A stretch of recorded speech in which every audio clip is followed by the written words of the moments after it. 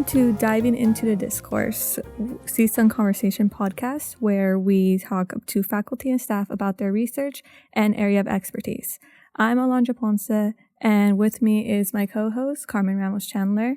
And today we will be talking to Chris Bolsmann, professor of kinesiology, who researches and writes about mega events in sports, primarily the men's World Cup and the Summer and Winter Olympics. If you could please tell us more about your research on these major sports events and your background on them. I'm a South African by birth. I grew up in apartheid South Africa, and I played sport as a young boy, and as every young sports fanatic thought they'd become a professional, in my case, soccer player. I never became a professional soccer player, but I did become somebody who writes about sports, and soccer is one of the sports that I write about. I remember a few events from my childhood. The one was the 1984 Olympic Games, which were held, of course, in Los Angeles.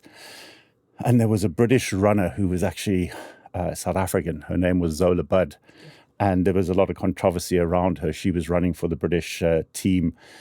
And in the 800 final in the Coliseum, she tripped, should I say, or there was a collision with Mary Decker, the American favorite, who fell down and was actually did not finish the race. That was the big scandal. So that was 1984. That was the first sporting memory I have of a mega event. The second mega event that I recall is the 1986 World Cup men's soccer finals held in Mexico. And the final, of course, was in Mexico City.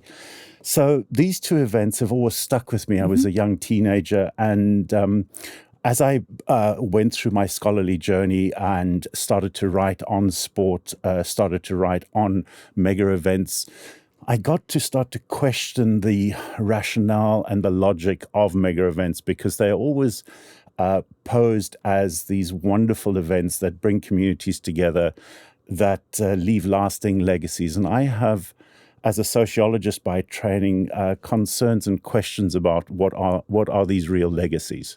So that's what I'm interested in. That's what I do.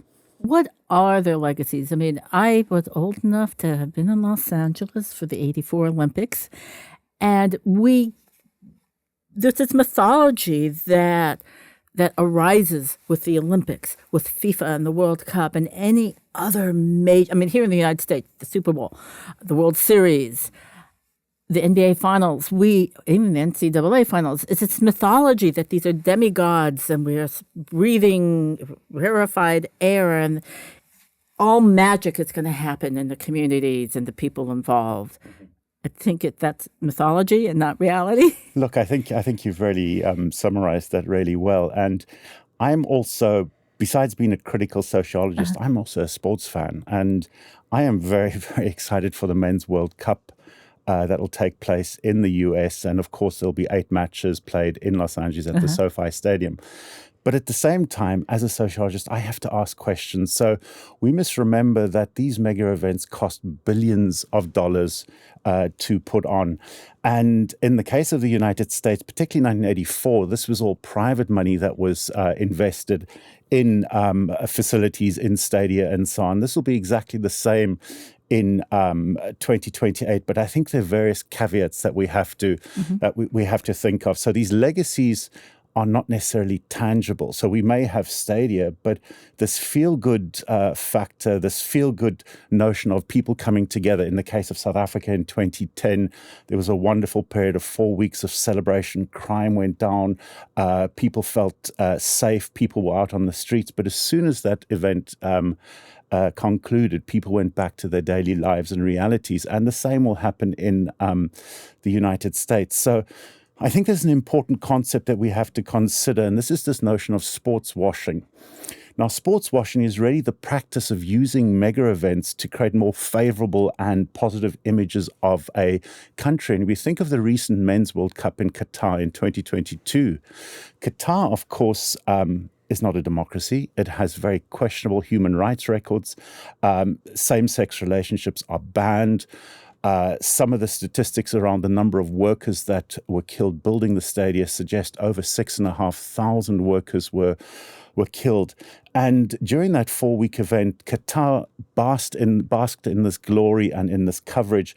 And I think we need to question this notion of sports washing, because of course the World Cup after the one that we're hosting next year will be in Saudi Arabia. Yeah. And Saudi Arabia, we can level similar critique as I just have to Qatar. I think we have to also take into consideration the political context we find ourselves in the United States with the Trump administration, and I wonder and I question whether him and his administration will not be using the World Cup and the Olympic Games to sports wash the, I would say, negative image of the United States around the world. So I have concerns around using public funds, but also in this instance, private funds to sports wash a nation. I remember when the World Cup in Qatar and all the controversy when it came to the LGBTQ community and athletes, coaches, and certain fans just wanting to wear a rainbow. And pride paraphernalia and having it been confiscated. And didn't the reporter arrested? Die? Yeah. I mean, exactly, that did happen. And of course, FIFA and the IOC, the Olympic Committee, has very strict rules and regulations about what you can wear, what you can take into stadia. So, for example, if you're wearing a rival sponsor's T-shirt, you are expected to take it off or cover it up.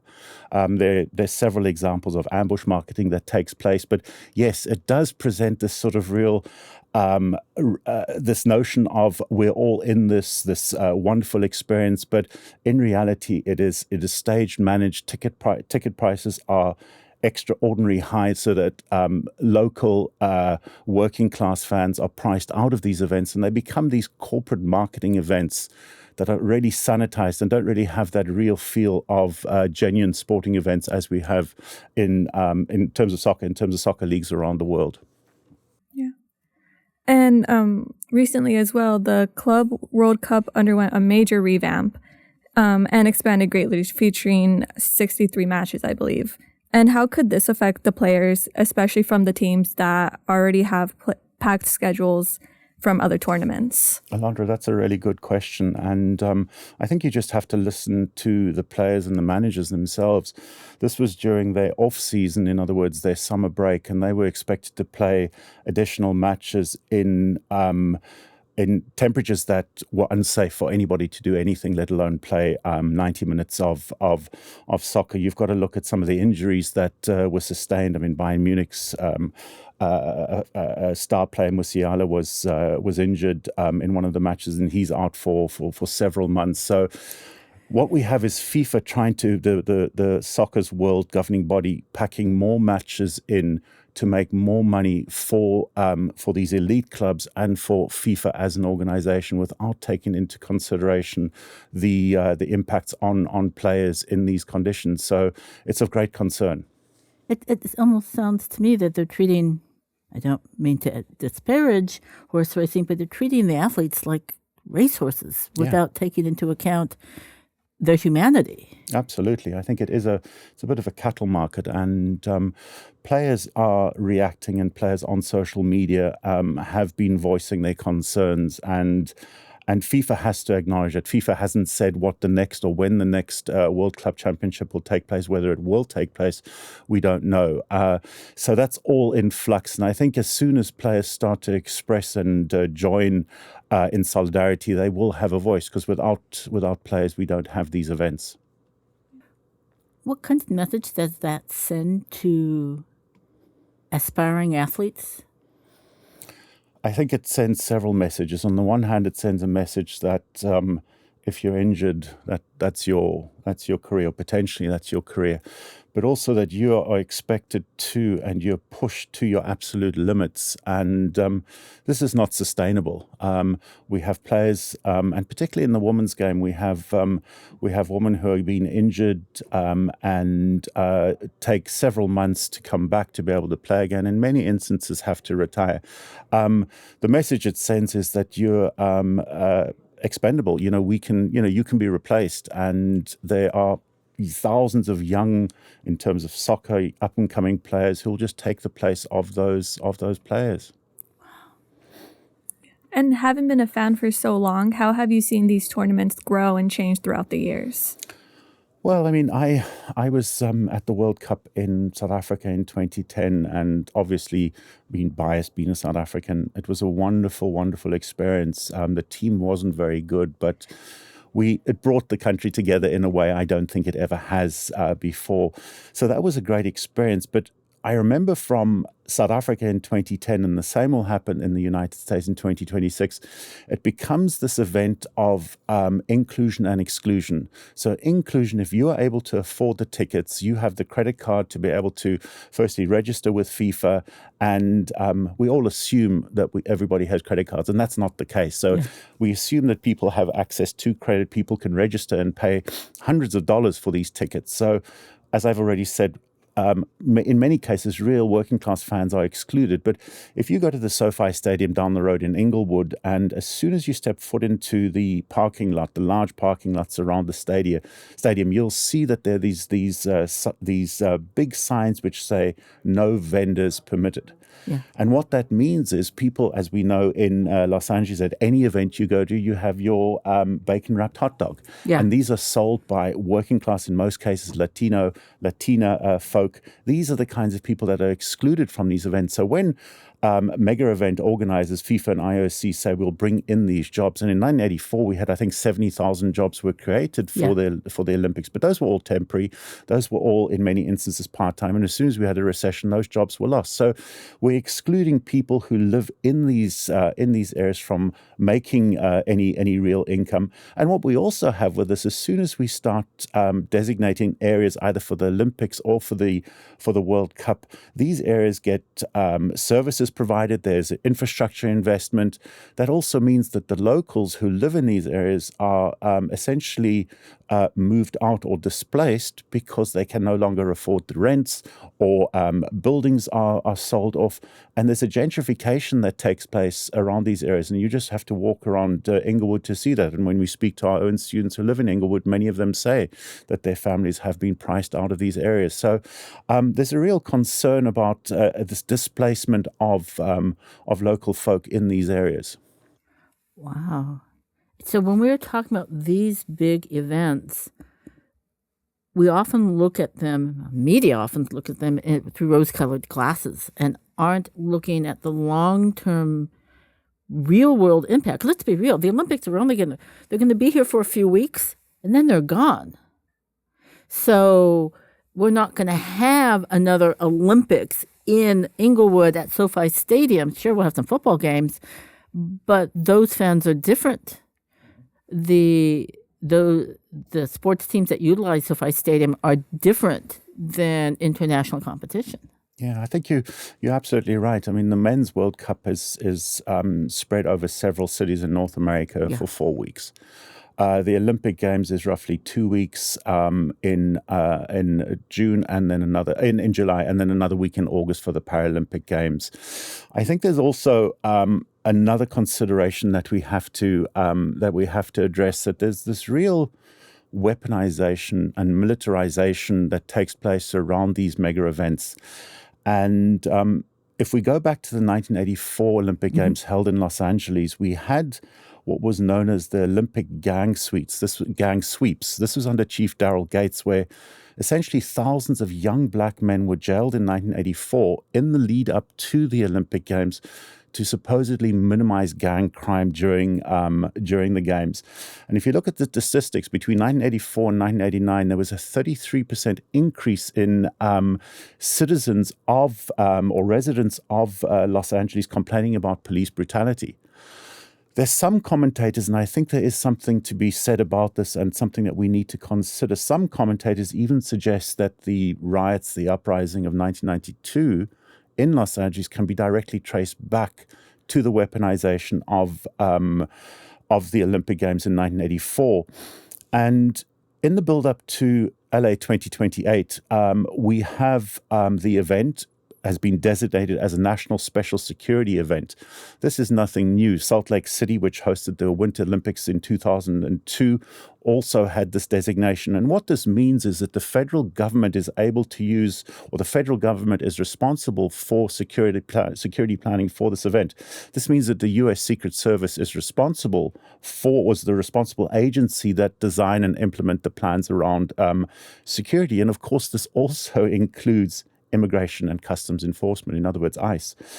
We have, according to the University of Southern California, 900,000 undocumented people living in Los Angeles. If we're going to have ICE involved in the World Cup or the Olympic Games, I have serious concerns about what's going to happen to undocumented folk or people who would be protesting the mega events. We had people protesting mega events in the World Cup in 2010 in South Africa, in Brazil in 2014. There are always going to be protests, and I wonder what will happen to those folk who are protesting when we have this real weaponization and militarization of these games. And when we talk about weaponization and militarization, we have these enormous budgets where law enforcement departments get these get all this equipment, whether they're big military vehicles or whatever kinds of equipment they use. That's not just for those 2 or 3 weeks of a mega event. They're not going to turn them right back. They're not going to give them back. That's for long-term policing of folk within the city.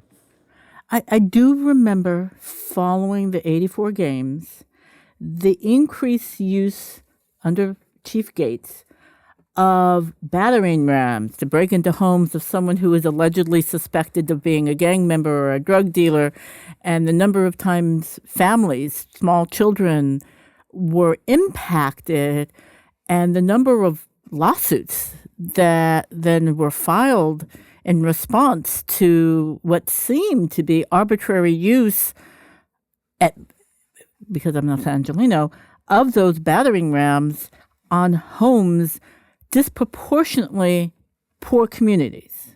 Whether or not that person, he was suspected of being a gang member, it's a really easy label to apply to someone whose skin is darker than yours and mine. Mm-hmm. No, I think you're absolutely right, and this is over 40 years ago, but this is continued. This is not anything new. This is continued right up until where we are now. And I think what's happening with ICE in our cities, going into parking lots of Home Depots and just picking up people who are looking for work or are working themselves, is directly linked back to that militarization of the event in 1984. And I mean, on the other hand, we also have to acknowledge that these events are targets for attacks. We just have to look 1972, what happened to the Israeli team in the Olympic Village in Munich, an absolute terrible atrocity which took place. But of course, these are targets. But I think we need to have a balance, and we need to have input from local communities and from the communities that are living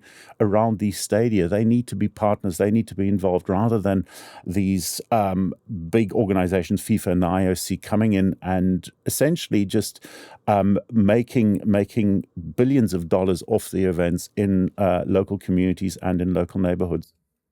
You just raised a good question. Who's making money off of these things? I mean, at least in the United States, the Olympic athletes aren't getting paid big bucks. No, of course they aren't. If you must remember, both the IOC and FIFA, who both have headquarters in Switzerland, are very, very coy and private around what happens to those profits and where those profits go. We have several instances of serious corruption and kickbacks that gets paid. So in the South African event, for example, in 2010, when you would go buy a T-shirt, for example, at the little FIFA store next to the stadium, you would pay, let's say, $20 or $50 for the T-shirt. You were not paying South African tax on that T-shirt. So this is something bought in a country. It is not taxed. That profit goes directly back into the FIFA coffers in Zurich. So of course the players are getting paid, but they're getting anything in that is anyway respectable or proportionate to the billions of dollars in profits. And this is why, FIFA continues to expand the event. Alondra, you asked me how has it changed? I mean, originally we had, well, not originally, in 1982, for example, we had 24 teams. Now we're talking about 64 teams, and it's not that that all 64 teams are necessarily good enough to be in these finals. Is because it can generate more money. It can sell television rights to these countries. It can invite fans to attend these events. But when we speak of fans, we've also got to remember that if you are awarded a mega event such as the World Cup or the Olympic Games, you as the host have to guarantee free passage for athletes, officials, and fans. Okay? So that means if Iran should qualify for the World Cup or would like to send a team to the Olympic Games in 2028, they should have free passage and their fans should be allowed to attend. We must remember that the Trump administration has currently banned 48 countries or fall under this travel ban. So we must also remember that those 48 countries that are currently banned on that travel ban, every one of those countries sent athletes to the Paris Olympics in 2024. So this is going to be a political question that is going to have to be resolved before we get to the World Cup next year and, of course, the Olympic Games in 28. So it seems like it's really clear that it's impacting many communities and many different groups. But these events are still seen as global celebrations. Do you think that the fans and the supporters have any awareness of this, or do you think that they're kept underneath from all of it?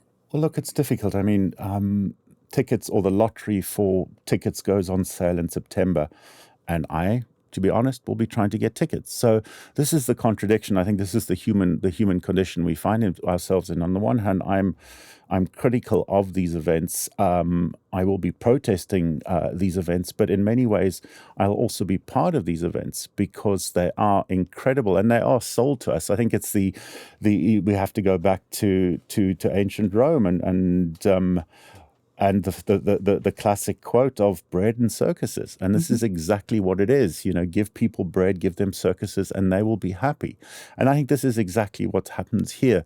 The World Cup and the Olympic Games, the Summer Olympic Games, come around every 4 years, and that's something we look forward to. But I think we must also remember that there are several Olympic Games bids that have been shouted down or have been rejected by local populations. So, for example, Denver in 1976, Boston recently, and several other examples where local folk are protesting with trade unions, with civil associations, with organizations that are concerned with mega events, and they're showing that we can resist FIFA and we can resist the IOC. I'm in no way saying that we shouldn't have an Olympic Games or shouldn't have a FIFA World Cup, but I think we need to seriously consider the environmental and the climate risk costs around that. If you think of the thousands of athletes that are going to be coming into Los Angeles, the hundreds of thousands of potential fans that are coming into Southern California, we have to consider the carbon footprint. So there may be a case for having a World Cup or Olympic Games that are hosted possibly in one venue or across several different countries, so that we can minimize the environmental costs and we can actually spread some of the, not necessarily large, but some of the benefits that these events do bring to local communities.